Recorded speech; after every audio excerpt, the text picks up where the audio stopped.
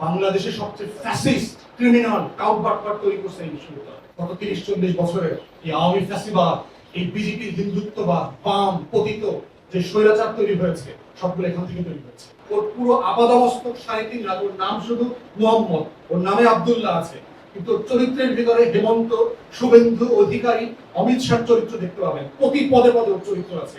বাংলার সবচেয়ে ধনী মানুষটা ঋণগ্রস্ত অবস্থায় মারা গেলেন, কারণ ঢাকা বিশ্ববিদ্যালয়ের জন্য টাকা তুলতে তুলতে তিনি ঋণগ্রস্ত করতেছেন, কারণ ব্রিটিশরা টাকা ছাড় করতেছে না। হিন্দুদের প্রেশারের কারণে ব্রিটিশরা প্রজেক্ট ডিলে করতেছে, কোনোভাবে পিছায় যাওয়া যায় কিনা।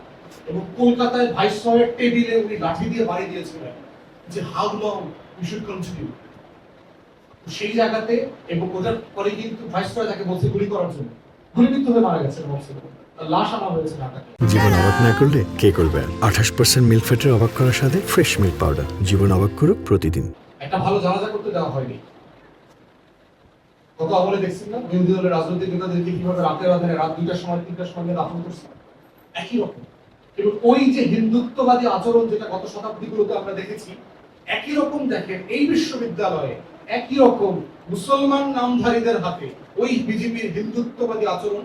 আমাদের বোরখা পরা মেয়েরা, আমাদের মেকআপ পরা বোনরা, দাড়িওয়ালা টুপিওয়ালা মাদ্রাসার ছাত্ররা একইভাবে ফেস করেছে গত দশকের পর দশক ধরে। একইভাবে সেই হিন্দুত্ববাদী ফ্রেমে মুসলমানের লড়াইয়ের ফলের যে বিশ্ববিদ্যালয়, সেই বিশ্ববিদ্যালয়কে ঠিক করা হয়েছে ও এখনো করা হচ্ছে ট্যাগিং করা।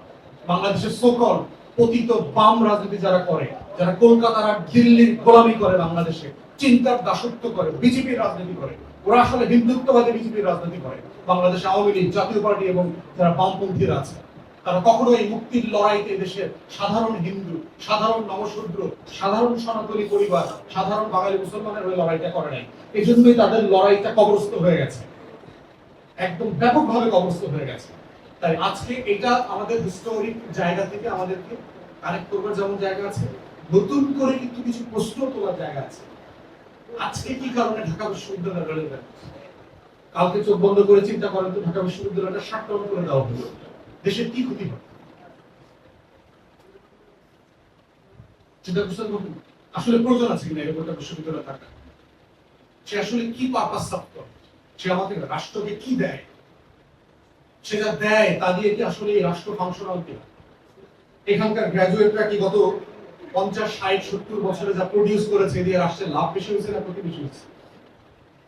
বাংলাদেশ রাষ্ট্রের কালেকটিভ ক্ষতির জায়গা যদি দেখেন, এই সবচেয়ে বড় দায় ঢাকা বিশ্ববিদ্যালয়।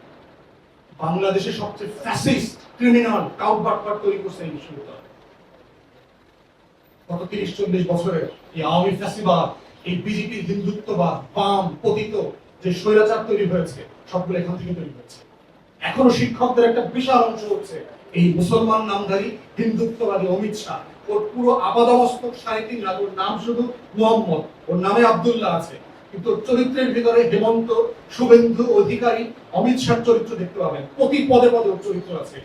এখনো সে হিন্দুত্ববাদী ক্যারেক্টার ধারণ করে। আজকে এত বড় একটা ঘটনাটা, মাননীয় প্রধানমন্ত্রী ধান কাটতে কাটতে এত ব্যস্ত দুনিয়াতে আসতে পারেননি। ধান কাটা বেশি না, ওনার সময় নাই বিশ্ববিদ্যালয়ে এই বিষয়গুলো আলাপ তোলা। এবং এই হিন্দুত্ববাদী শিক্ষকরাই বিশ্ববিদ্যালয়ের রিসার্চের জন্য বাজেট দেয়, পরিকল্পিতভাবে দেয়। কারণ তারা এখানকার শিক্ষার্থীদেরকে গোলাম কর্মচারী হিসেবে ভবিষ্যতের জন্য প্রডিউস করতে চায়। ও দুবাই যাবে, ও সৌদি আরব যাবে, ও কাতারে গিয়া কর্মচারীর কাজ করবে। ও যেন ইন্ডাস্ট্রিয়ালিস্ট না হইতে পারে, ম্যানুফ্যাকচারার না হইতে পারে, গবেষক হতে না পারে, ও যেন নোবেল পুরস্কার না আনতে পারে, ও যেন দুনিয়া বদলায় দিতে না পারে। এইরকম গোলাম ছাত্রছাত্রী আমি এখান থেকে প্রডিউস করবো। কাগজ দিব, চোতা দিব, কিন্তু ওই চোতার ভিতরে কোনো দক্ষতা থাকবে না, শুধু থাকবে বেকারত্বের অভিশাপ।